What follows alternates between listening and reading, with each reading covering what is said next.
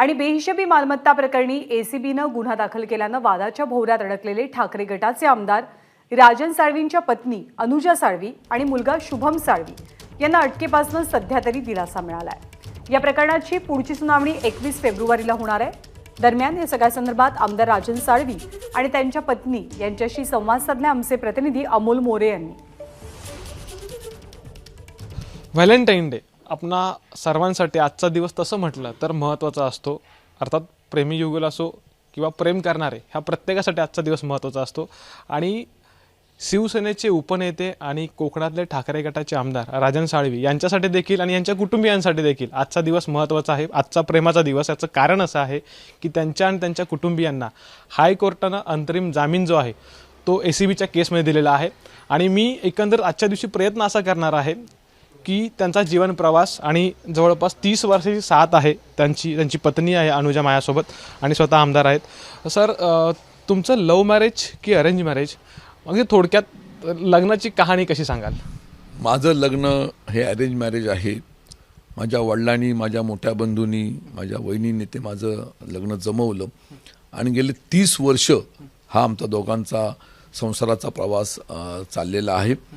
आज 14 February Valentine day या दिवशी आज आपण मला भेटलात। मला आनंद आहे एका गोष्टीचं की प्रेम देणं आणि प्रेम घेणं, एकमेकांचा विश्वास हा निश्चितपणे आहे। आणि प्रेमाच्या वेगवेगळ्या व्याख्या असतात। प्रेमी युगलांसाठी नक्कीच आजचा दिवस हा पर्वणी आहेच, पण त्याच्या पलीकडे मला माझ्या पत्नीने जी साथ आत्तापर्यंत दिली आणि भविष्यामध्ये देणार, ह्या दोघांमधलं प्रेम हे निश्चितपणे असं वाढत जावं अशा तऱ्हेच्या माझी वैयक्तिक अपेक्षा आहेत। साहेब, तसं म्हटलं तर मागचे 6 महिने हे कठीण काळाचे राहिलेले आहेत। एसीबीनं गुन्हा दाखल झाला आणि मला वाटतं तुम्हाला काल अंतरिम दिलासा सध्या मिळालेला आहे। पुन्हा सुनावणी होईल, न्यायालयाचा निर्णय येईलच जो काय असेल तो। पण यानंतरची भावना कशी आहे, म्हणजे स्पेशल डे म्हणून? राजकीय क्षेत्रामध्ये काम करत असताना अनेक कठीण प्रसंग आमच्यावरती आले, परंतु आत्ता हा सर्वोच्च कठीण प्रसंग ह्या चौकशीच्या माध्यमातून पुढे आलेला आहे। पण माझ्या वाईट दिवसामध्ये माझ्या कुटुंबाने आणि माझ्या पत्नीने, माझ्या मुलांनी जी साथ दिली ते अत्यंत माझ्या दृष्टीने मौलिक आहे। कडे येतोय 30 वर्ष झाली आहेत लग्नाला, तो म्हणजे दिवस आठवतो का ज्या दिवशी तुमचा बघण्याचा कार्यक्रम झाला? तेव्हा साहेबांकडे कुठलं नेमकं पद होतं, म्हणजे कुठल्या पदावरती ते कार्यरत होते? कारण की ते राजकारणातच सक्रिय होते असं एकंदर त्यांच्या प्रवासावरून दिसतंय, राजकीय प्रवासावरून। नाही, त्यावेळेला ते नगरसेवक होते। आमचं जेव्हा लग्न झालं 1994ला आमचं लग्न झालं, त्यावेळेला ते नगरसेवक होते। आणि नगरसेवक नंतर नगराध्यक्ष, परत ते जिल्हा प्रमुख झाले आणि असा त्यांचा चढता क्रमांक झाला। त्यावेळेला आम्हाला भरपूर कठीण परिस्थिती आली, पण जितकी आत्ता आली तशी कठीण परिस्थिती त्यावेळेला कुठेच आली नव्हती। पण आत्ता हा दिवस माझ्या दृष्टीने पण खूप महत्त्वाचा आणि आनंदाचा आहे की मी ह्या दिवशी घरी परत आले।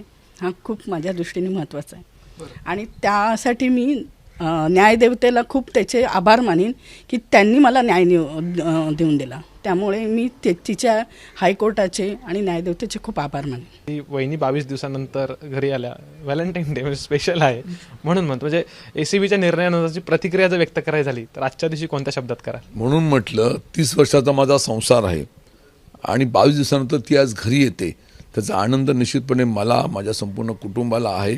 आणि भविष्यातल्या काळातला असा प्रसंग कोणावरती येऊ नये, विरोधकांवरती येऊ नये, दुश्मनावरती येऊ नये, असा तर प्रसंग न येता असलेलं सर्व संपूर्ण कुटुंब सुखी समृद्धी राहावं हीच माझी अपेक्षा या ठिकाणी आहे। एकंदरीत राजकारणाबद्दल सर्वसामान्यांमध्ये देखील संमिश्र प्रतिक्रिया बघायला मिळतात। तुम्ही एक आमदाराची पत्नी म्हणून या सगळ्या घडामोडींकडे कसं बघताय?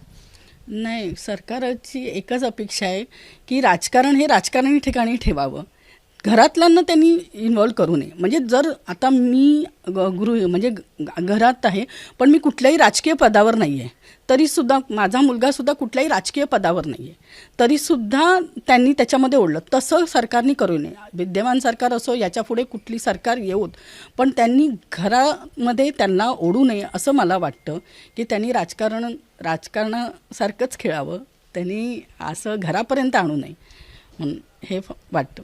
कॅमेरामॅन महबूब शेखसह अमोल मोरे, एबीपी माझा, रत्नागिरी। एबीपी माझा, उघडा डोळे बघा नीट।